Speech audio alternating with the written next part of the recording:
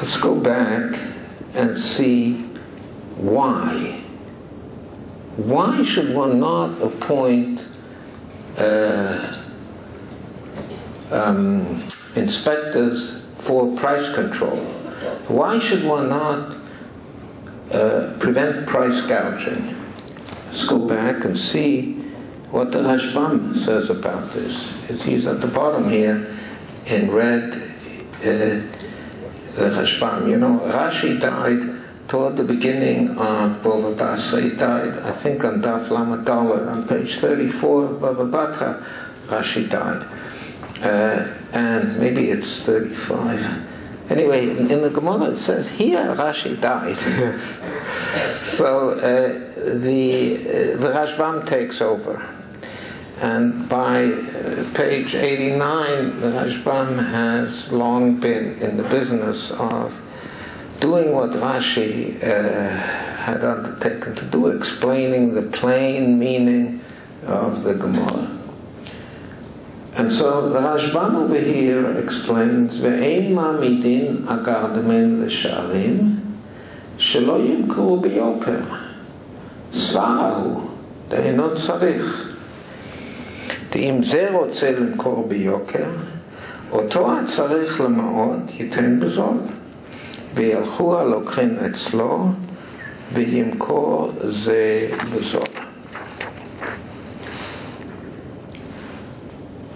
Here is the translation. One appoints inspectors for weights and measures, but not for prices. So the Rashbam explains why not for prices. Well, first he explains that one does not appoint inspectors for prices. And these inspectors that one does not appoint, what they would have seen to would be that the merchant should not sell dearly. And why does one not appoint inspectors to see to it that the merchants do not gouge on prices, do not sell too dearly? It's common sense. The Rashbam says it's common sense. Price control is not needed. For if one seller sells dearly, then someone who needs money, another merchant who needs money, will undercut him, will sell cheaply because he wants the business. And the buyers will go to this other merchant who sells cheaply. And then the first one will also sell cheaply because otherwise he won't get any customers. Ladies and gentlemen, this is the principle, the basic principle of the market economy. This is what the market economy is all about. It is that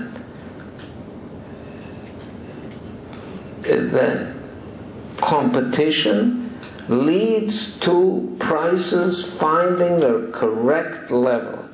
You do not need to fix prices. You fix prices, you screw around with the market, and then you get situations like we had in Russia, in Poland, and in Vietnam, where people were starving. Okay? Don't fool around with prices. Now this is an insight.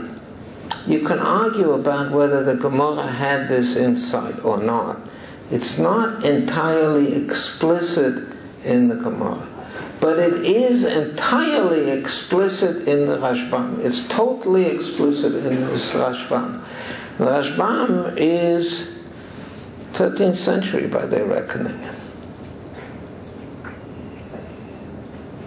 No, it's 12th century really. 12th century. 12th century by their reckoning.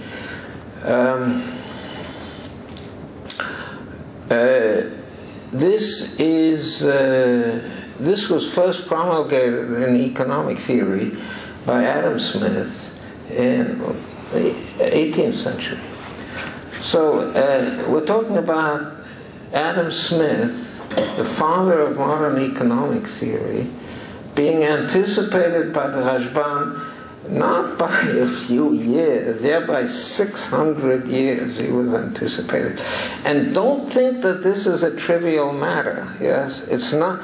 Maybe to you and to me, it's easy to see that prices should not be, that prices need not and should not be controlled. Maybe that's clear to everybody in the room. It wasn't clear by now. It was not at all clear to the contemporaries of the Rashbam, including, I'm sorry to say, the Rambam. The Rambam paskins against this Gemara.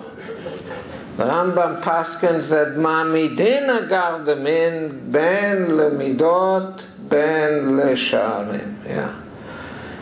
And where does he take it from? Well, there is a daya in the Gemara.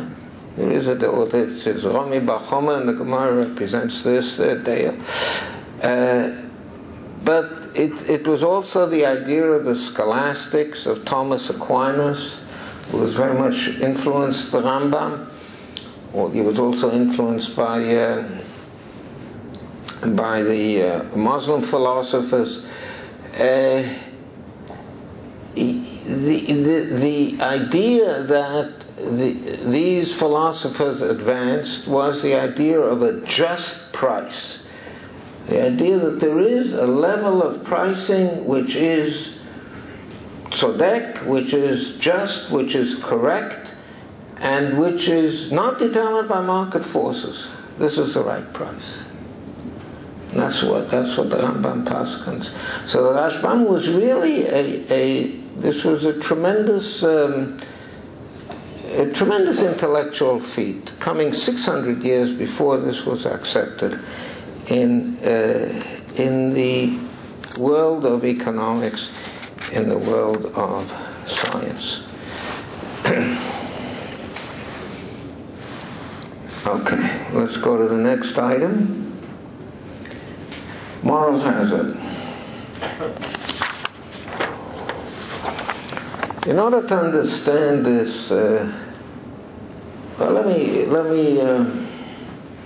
read out this Gemara, which is a very, very famous Gemara. The Gemara of Tesha Chanuyos occurs approximately 26 times in the Bavli. 26 times, yes, this Gemara occurs. And it's a riddle. It's generally not understood what this is about. And let me read you the Gemara first in the original and then the translation. Tesha Chanuyos Kulon mochos b'sor shchuta v'achas mocheres b'sor nevelo v'lokach me'achas mehen ve'ene yodea me'eze mehen lokach sveko oso u'v'nimtzo halech achar arov. This is in Ksuvas in Tetvav Amud Aleph 15a. There are 10 stores, all selling kosher meat, except for one which is selling trefa meat. If a man buys from one and doesn't remember which one, then because of the doubt, the meat is forbidden. But if he found the meat on the street, we go by the majority. Okay? So, somebody from the OU going around in a kosher neighborhood, yes, where there are, let's say, 9 kosher stores and 1 non-kosher store, he finds on the street a package of meat. He doesn't know from which one. He found it on the street. It's kosher. Puts an OU stamp on it.